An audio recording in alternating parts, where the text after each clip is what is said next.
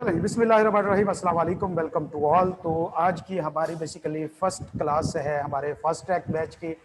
आप इसे orientation class भी कह सकते हैं, आप इसे डिस्कशन क्लास भी कह सकते हैं, या आप इसे कह सकते हैं कि पेपर अपडेट क्लास, कुछ भी आप इसको नाम दे सकते हैं। बहरहाल आज की क्लास में हम कुछ चीज़ें इंपॉर्टेंट हैं जो हमें भी खुद अभी बाद में ही पता चली हैं, हमारे पेपर के हवाले से, हमारे एग्ज़ाम पैटर्न के हवाले से। तो इनको हम थोड़ा सा डिस्कस करेंगे इंशाल्लाह, और फिर उसके साथ हम थोड़ा सा अपने पेपर की स्ट्रेटजी को भी डिस्कस करेंगे एग्ज़ाम की, कि हमने कैसे मूव ऑन करना है और हमारा सिलेबस कैसे कवर होगा, उसके अंदर क्या कुछ इंक्लूड होगा। तो लिहाजा सबसे पहले बेटा कुछ अपडेट्स हैं जो आपके साथ शेयर करनी है लॉ के हवाले से इस अटेम्प्ट में। बाकी आज इस चक्कर में तो हमने पढ़ना नहीं है कि भाई लॉ क्या है, सिलेबस कितना बी लॉ का, कितना एम लॉ का, इनका वेटेज है। ये सब चीज़ें हम बार बार सुन चुके हैं और बहुत बार पढ़ चुके हैं, हम सबको पता है कि उसका वेटेज क्या है। अगर आप में से कोई AFC का स्टूडेंट है तो वो मेरे से पूछ सकता है कि भाई इसके अंदर क्या इशू चल रहा है। कैफ वालों को तो सारा पता ही है नॉर्मली इसके अंदर क्या होता है, तो हम उसमें नहीं जाएंगे। बहरहाल दो चीज़ें इंपॉर्टेंट हैं आने वाली अटेम्प्ट के हवाले से। पहले नंबर पे मैं उसके ऊपर थोड़ी सी वीडियो जो है ऑलरेडी बना चुका हूँ, कि जो कल परसों जो है मेरे सामने से फेसबुक पे एक प्रेसिडेंट का सेमिनार था, उसकी मेरे सामने से वीडियो गुजरी। तो उसमें वो कह रहे थे जी हम सितंबर या अक्टूबर में सिलेबस अपडेट कर रहे हैं। तो सिलेबस अपडेट करने से मुराद ये है कि जो नई पॉलिसी आ रही है उसको इम्प्लीमेंट करेंगे। बहरहाल पूरी पॉलिसी इम्प्लीमेंट नहीं होगी, किसी हद तक चीज़ें जो है वो चेंज होगी। अब सिलेबस अपडेट में बेटा हमें पता है कि जो मेजर सब्जेक्ट चेंज होने हैं उसमें लॉ और BM शामिल है। तो लिहाजा लॉ जो है वो दो हिस्सों में स्प्लिट हो जाना है, company law and M law. और बिलीव मी के पहले कंपनी लॉ जब अलहदा हुआ करता था, मॉड C का ये पार्ट हुआ करता था, तो एक तो काफ़ी लेंथी सिलेबस था इसका और बहुत मुश्किल से पास होता था। मतलब मैं अपनी भी बात करूं, मैंने खुद भी कंबाइन में पास किया, एक कदी अटेम्प्ट दी थी कंपनी लॉ की, लेकिन वो रह गया था, इतना ज़्यादा सिलेबस हो गया था। तो लिहाजा पहली बात कि भाई अगर सितंबर या अक्टूबर में ये चीज़ जो है आ जाती है। जी मेहरान बेटा,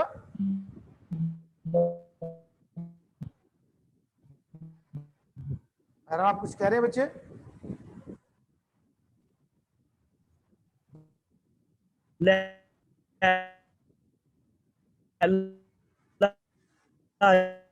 दो हो जाएंगे।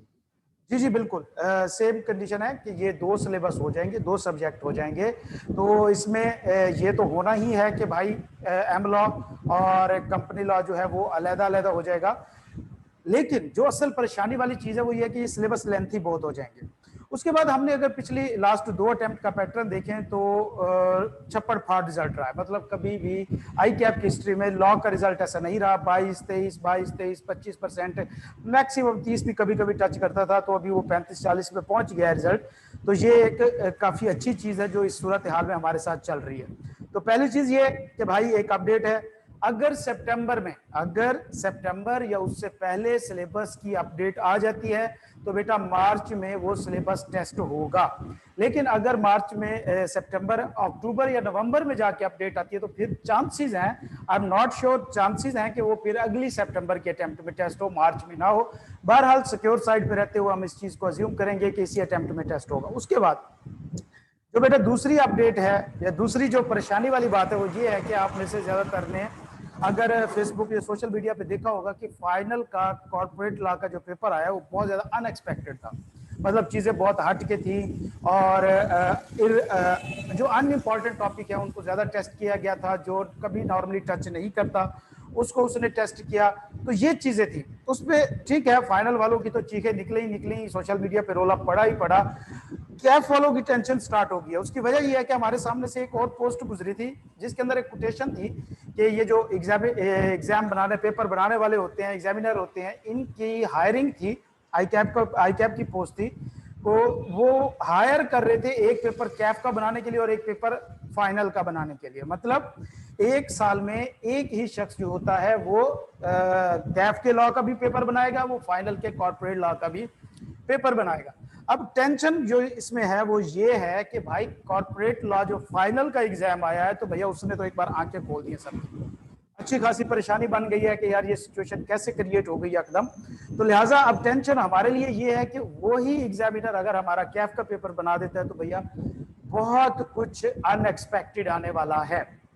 काफी सारी चीजें जो है अनएक्सपेक्टेड हो सकते हैं। तो लिहाजा नॉर्मल तरीके से ओल्ड पैटर्न पे सिलेक्टिव स्टडी से या सेल्फ स्टडी से या उन चक्रों में पढ़ के तैयारी जो है वो तकरीबन काफी मुश्किल हो जाएगी और इस बार पासिंग परसेंटेज भी आई कैप की काफी लो रहेगी।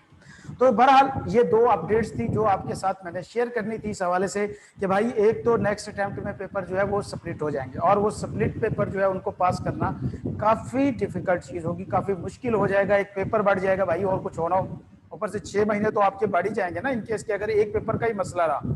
तो ये कहना आसान होता है कि यार कोई नहीं एक पेपर ही बढ़ जाएगा, लेकिन बच्चे जब एक पेपर बढ़ता है और उसको पास करने की बारी आती है तो वो कहते हैं ना कि हथेलियों पे पसीना आ जाता है। तो ये सिचुएशन होती है और खासतौर पे लॉ जैसा सब्जेक्ट जो एक तो लेंथी है, टेक्निकल है, ट्रिकी और दूसरा टोटली न्यू होता है। मतलब सब्जेक्ट जो है हम अगर देखें तो जिस तरह बीएम है, बाकी सब्जेक्ट्स हैं, उनकी इंग्लिश किसी हद तक सिंपल होती है, सादी सी होती है, लेकिन लॉ की इंग्लिश टोटल लैंग्वेज भी डिफरेंट है, लीगल लैंग्वेज यूज हो रही होती है। तो उसमें भैया बहुत मुश्किल हो जाता है स्टूडेंट्स को हैंडल करना सिचुएशन को, इसको समझना और फिर क्वेश्चन को समझ के आंसर करना। तो ये थोड़े से इश्यूज हैं, ये अपडेट्स थी। एक के भाई पेपर स्प्लिट हो जाएगा, दूसरे नंबर पे इस बार जिस तरह फाइनल का पेपर आया है, कैफ का भी अगर खुदा ना खास्ता वैसा पेपर आ गया तो भैया समझ लो कि हम रगड़े गए। ठीक है, अगर कैफ का वैसा पेपर आ जाता है जो फाइनल वालों का था तो भाई ऐसी तैसी फिर जानी हमारी। उसके बाद बेटा देखो सीधी सी बात है, अगली बात हम ये करते हैं कि क्या हम 45 दिन में या जो हमारे पास 1.5 महीना रह गया इसमें क्या हम पास कर सकते हैं कि नहीं कर सकते। और 1.5 पौने 2 महीने की बात है। देखो बच्चे सीरियस सी बात है कि हर स्टूडेंट का एक लेवल होता है। मतलब मैं आपको ये नहीं कहूंगा yes you can do it या आप जनाब जी आपको चने के झाड़ पे चढ़ा दूं, ऐसी कोई चीज नहीं है। आप खुद ही अपने सबसे बेहतरीन जज होते हैं। ठीक है, आप खुद को खुद ही एनालाइज कर सकते हो कि भाई ये सिचुएशन है, ये हालात है, मेरा इसमें क्या रोल रहेगा। मैं आपको एक पैटर्न प्रोवाइड करूंगा, मैं आपको एक स्कीम प्रोवाइड करूंगा, मैं आपकी टेस्टिंग कर सकता हूं, मैं आपका जो एक्सपोजर है वो डेवलप कर सकता हूं, आपको टेक्निकल वर्डिंग लैंग्वेज उस माहौल में लेके आ सकता हूं जो लॉ की है। लेकिन बच्चे पास तो आप नहीं करना है। तो भैया देखो अब ये बात नहीं कि आप फर्स्ट स्टूडेंट हैं या ये मेरा फर्स्ट बैच है कि मैंने इसमें बच्चे पास कराने हैं या आप लोग आए हैं, तो ये ऑलरेडी भी हमारा बैच चलता है और बच्चे पास हो जाते हैं। अब मसला ये है कि भाई नॉर्मल जो रेगुलर बैच होता है, आप अगर अब क्वेश्चन आता है जी रेगुलर बैच में बच्चे 6-6 महीने लगा के आए होते हैं और उनके साथ हम कैसे कंपीट कर सकते हैं, मतलब 45 दिन में हम कैसे कंपीट कर सकते हैं। देखो बच्चे मैं आपको सिंपल सी बात बताता हूं कि मेरा पोस्ट रिजल्ट बैच स्टार्ट हुआ और रेगुलर बैच स्टार्ट हुआ तो वो तकरीबन सिमिलर हो चुके हैं, मतलब कंबाइन हो चुके हैं, मर्ज हो चुके हैं। उसकी वजह यह है कि जो रेगुलर बैच में स्टूडेंट होता है ना बेटा, वो फर्स्ट टाइम लॉ पढ़ रहा होता है, वो लॉ जो है फर्स्ट टाइम पढ़ रहा होता है, तो उसको उस माहौल में, उस इन्वायरमेंट में, उस लीगल लैंग्वेज में, उस एक जो क्या कहते हैं एक स्ट्रक्चर होता है लॉ का, एक मतलब कि इस तरह का ना उसकी फील्ड में आप घुस जाएं, आपकी नॉर्मल लैंग्वेज में लीगल लैंग्वेज शामिल हो जाए, उसमें लाना बड़ा मसला होता है। शुरू में तो बच्चों को लग रहा था पता नहीं सर ये कौन से तवीज पढ़ रहे हैं या ये पता नहीं कौन से जादू वाली कोई मंत्र पढ़ रहे हैं, कुछ समझ ही नहीं आ रहा होता, इतनी टेक्निकल वर्ड्स होती हैं। तो उनको बहुत ज्यादा स्लो लेके चलते हैं, मतलब डेली का 1 पेज आधा पेज, और वहां पे मसला भी होता है। अब कुछ स्टूडेंट होते हैं जो फास्ट लर्नर होते हैं, कुछ होते हैं जो बहुत ही स्लो लर्नर होते हैं। अब हमें स्लो लर्नर के हिसाब से चलना पड़ता है, तो फास्ट लर्नर जो होते हैं वो क्लास में बोर हो जाते हैं। तो कुछ लोगों की उस बैच में प्रॉपर तैयारी नहीं होती, वो फास्ट ट्रैक में आके आसानी से तैयारी कर लेते हैं। तो लिहाजा रेगुलर बैच में जहां पे हम 1 या आधा पेज पढ़ते हैं, वो सिर्फ इस वजह से इतना स्लो पेस में चल रहे होते हैं क्योंकि उन लोगों को लॉ का पता ही नहीं होता, फर्स्ट टाइम जो पढ़ रहे हैं। फास्ट ट्रैक होता है, इसके अंदर नॉर्मली बच्चे क्रैश कोर्सेज के होते हैं, जिन्होंने लॉ ऑलरेडी पढ़ चुका होता है, या बहरहाल 20, 30, 40% उनकी प्रिपरेशन होती है। तो इसमें हम एक स्पीड के साथ मेंटेन करते हैं, और जो हमारी पुराने बैचेस हैं उसमें जो हमारी तरतीब रहती है वो ये होती है कि भाई अब मैक्सिमम 30 डेज के अंदर, जो हमारे 30 डेज होते हैं उसमें हम 85% अपना सिलेबस कवर कर लेते हैं। अब कैसे, इसको मैं बता देता हूँ आपको, अपनी स्ट्रेटजी शेयर कर लेते हैं, इसके ऊपर भी थोड़ी सी बात कर लेते हैं। अगर हम बात करें लॉ सिलेबस की तो भैया जी कंपनी लॉ और एम लॉ 50-50 मार्क्स हैं, ठीक है। लेकिन अगर हम इसमें, मैं थोड़ा स्क्रीन शेयर कर लेता हूं आपके साथ, ओके। अगर हम बात करें कंपनी लॉ और M law, C law and M law, दोनों का पोर्शन जो है वो 50-50% है, ठीक है। कोई इसमें बड़ी लंबी चौड़ी बात नहीं है। लेकिन अगर हम इनके पेजेस देखें और इनका वेटेज देखें, जो पढ़ने वाली बात है, तो सी लॉ जो है तकरीबन एम लॉ से 35% कम वेटेज में है, मतलब इसके पेजेस कम है, मटेरियल कम है, जिसको हमने पढ़ना है। ठीक है, उसके बाद अगर हम बात करें सी लॉ के चैप्टर जो है वो 11, 12, 13, 14, 15 एंड 16, ये चैप्टर हैं कंपनी लॉ के। ये चैप्टर 6 चैप्टर जो है कंपनी लॉ के बनते हैं। इसमें से बेटा जो चैप्टर 11, 12 और 16 है, ये तो हमारे बमुश्किल 3 दिन 2 दिन 3 दिन 2 दिन इतना ही लेते हैं। इनका वेटेज भी बहुत कम है और ये छोटे छोटे चैप्टर हैं, बेसिक से हैं, इसके अंदर कोई इतना ज्यादा वेटेज नहीं है। हमारे इसके अंदर जो इंपॉर्टेंट चैप्टर है वो 13, 14 और 15, ये 3 चैप्टर जो है ये हमारा टाइम लेते हैं। इसके ऊपर हम 4 दिन लगाते हैं मैक्सिमम, या ज्यादा से ज्यादा हम 5 दिन पे जाएंगे, नहीं तो 4 दिन में हम ये चैप्टर खत्म कर देंगे। तो लिहाजा अगर हम देखा जाए तो तकरीबन हमें 20 डेज जो लगेंगे, 20 डेज, 18 to 20 डेज हमें हमारे कंपनी लॉ के ऊपर लगेंगे। अब बेटा हमारा कंपनी लॉ खत्म होने के बाद जब हम एम लॉ की बात करते हैं तो इसमें जो चैप्टर 1 है उसका वेटेज है 4 to 6 मार्क्स का। ठीक है, इसी तरह अगर बात करें चैप्टर 9 जो है वो 10 to 15 मार्क्स का है, और इसी तरह चैप्टर 10 जो है वो भी 10 to 15 मार्क्स का है। ये हमारी एम लॉ की वेटेज है। तो लिहाजा चैप्टर 1, 9 एंड 10, 3 चैप्टर ये, 6 चैप्टर ये 9 चैप्टर मिला के टोटल 16 चैप्टर में से 9 चैप्टर जो है इनका वेटेज तकरीबन 85% पहुंच जाता है। अब ये जो पहला चैप्टर है ये बेटा एक दिन का है, थोड़ा सा इसका पोर्शन दूसरे दिन में चला जाता है, नहीं तो 3 टॉपिक इसके अंदर है मेन किस्म के, एक लेजिस्लेशन वाला है, एक हमारी सुप्रीम कोर्ट हाई कोर्ट वाला है, और एक सोर्सेज ऑफ लॉ जो है। दैट्स इट, 3 टॉपिक है पहले चैप्टर के अंदर जिसको हमने याद करने हैं, इन्हीं में से क्वेश्चन आ जाएगा। ठीक हो गया, तो लिहाजा इसके ऊपर मुश्किल हमारा 1 और मैक्सिमम कर ले तो 2 दिन लगेंगे। चैप्टर 9 पे 3 दिन लगेंगे, चैप्टर 10 पे भी हमारे 3 दिन लगेंगे, इससे ज्यादा हमारा इसके ऊपर टाइम कंज्यूम नहीं होने वाला। अब बेटा देखिए, अगर हम बात करें तो हमारा 30 डेज के अंदर ऑलमोस्ट 85% सिलेबस कवर हो जाएगा। ठीक है, अब इसको स्टडी कर लेंगे, थॉरली स्टडी अंडरस्टैंड करके हम पढ़ेंगे। अब इसका पर्पस हरगिज इस बैच का ये नहीं होगा कि आपको जस्ट पढ़ा दिया जाए या जस्ट आपको क्या कहते हैं एक सिलेबस पूरा करा दिया जाए, चले जी।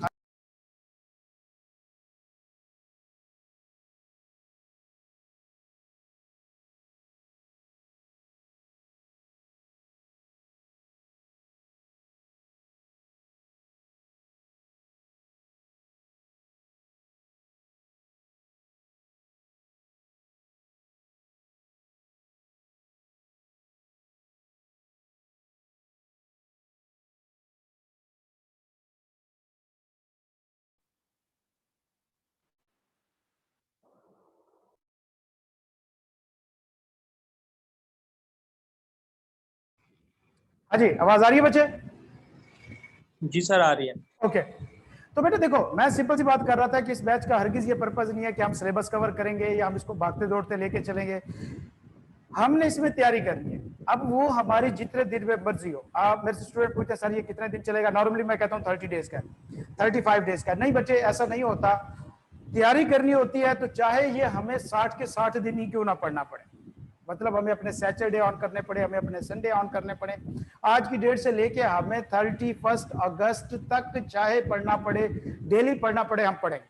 वो हम अपना डिसाइड करते हैं क्लास के ऊपर, स्टूडेंट की स्ट्रेंथ के ऊपर, उस तरह स्टूडेंट की अप्रोच के ऊपर कि स्टूडेंट का लेवल क्या चल रहा है, किस लेवल पे वो पहुंचे हुए हैं, उस हिसाब से कितना स्लो चल रहा है, कितना फास्ट चल रहा है। ओके, तो बेटा हम अपना मैक्सिमम 30 डेज के अंदर 85% सिलेबस कवर करेंगे। अब इसमें हमारी तरतीब क्या होती है, जाहिर बात है साथ में रिवीजन भी करनी है, साथ में टेस्ट भी होने हैं।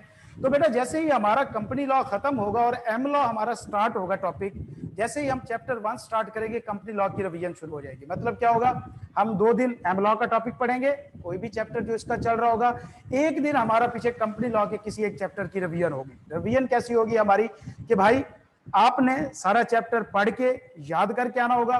उसके बाद हमारे पास पेपर मौजूद है, यहाँ पर सारे के सारे हर चैप्टर्स के ऑलमोस्ट हमारे पास मौजूद हैं। हम उनको यहाँ से देखेंगे, पढ़ेंगे, उसके बाद सॉल्व करेंगे। सॉल्व करने के बाद इन्हीं क्वेश्चंस में से आपको टेस्ट दिया जाएगा ताकि आपकी राइटिंग प्रैक्टिस हो। आपकी राइटिंग प्रैक्टिस होना जरूरी है। बेटा लॉ में मैं अक्सर स्टूडेंट से पूछता हूँ कि बच्चे लॉ में ज्यादा क्यों फेल होते हैं, मतलब अकाउंटिंग में इतने पासिंग रेशियो ज्यादा क्यों जा रही है, बाकी सब्जेक्ट लॉ में क्यों जा रही है। कुछ स्टूडेंट कहते हैं जी बच्चे पढ़ते नहीं है। क्या बच्चे सिर्फ लॉ ही नहीं पढ़ते? क्या बच्चों की कोई लॉ के साथ दुश्मनी है? लॉ ने फुफी मारी हुई है यार किसी की, कमाल करते हो पांडे जी। भाई मसला ये नहीं है, मसला ये है कि हम लॉ को भी वैसे ही पढ़ते हैं जिस तरह की बाकी सब्जेक्ट्स को पढ़ते हैं। हम लॉ का भी पेपर वैसे सॉल्व करने की कोशिश करते हैं जिस तरह की हम बाकी सब्जेक्ट का करने की कोशिश करते हैं। और हम कहते हैं जी एक ही लाठी से सारा कुछ हाँका जाएगा, तो फिर वही होता है 22% 23% रिजल्ट है आई कैप का। बेटा लॉ के अंदर आपका नॉलेज जो है ना वो जस्ट 30% मैटर करता है। ज्यादातर स्टूडेंट जो फेल होते हैं अगर आप उनको पूछें वो 30-35 के दरमियान फेल होते हैं। ज्यादातर मोस्टली 85 to 90% स्टूडेंट जो फेल हो रहे थे वो 30 to 35% पे फेल हो रहे होते हैं। उसकी रीजन ये है कि ये 30 to 35 मार्क्स आपके नॉलेज के हैं जो आपने सिक्योर कर लिए। असल जो चीज थी बेटा जो 70% लॉ के पेपर में मैटर करती है वो आपने की नहीं। वो क्या है? वो है बेटा देखो आंसर ड्राफ्ट करना, आंसर की क्वालिटी, आंसर को लिंक करना क्वेश्चन के साथ, और क्वेश्चन में जो वो पूछ रहा है वो बताना, ना कि जो आपको आता है आप वो बताएं। आप पता है क्या करते हैं कि जो हमें क्वेश्चन आता है, हमने क्वेश्चन देखा, ओ जी इसका आंसर वो है। क्यों? क्योंकि आपके दिमाग ने कहा जी इसका आंसर वो है। अब आपका दिमाग आपको वो चीज बताएगा जो उसे आती है, वो तो नहीं बताएगा ना जो उसे नहीं आती। वो तो भाई आप उसे पूछोगे, कोई उसको मुश्किल में डालोगे तो ही जाके वो आपके सामने अपने दिल की राज खोलेगा ना भैया, ऐसे तो नहीं होगा ना। दिमाग हमसे भी ज्यादा आलसी है, वो हमें वो चीज बता देता है जो उसे आती है और हम कहते हैं जी वाह वाह कमाल, हमने तो इस बार फटे चौक लिए, पेपर में हमने अन्नी पा दी है और इस बार तो हमें आई कैप जो है वो फेल कर ही नहीं सकता। लेकिन बहरहाल एट द एंड क्या होता है, जब रिजल्ट आता है तो फिर कहते हैं यार पता नहीं हमसे कहाँ पे गलती हो गई, सारा पेपर करके आए थे सर जी, हम तो सारा लिख के आए थे फिर भी फेल हो गए। बच्चे आप वो लिख के आए थे जो आपको आता था, आप वो नहीं लिख के आए थे जो आई कैप का एग्जामिनर आपसे पूछ रहा था।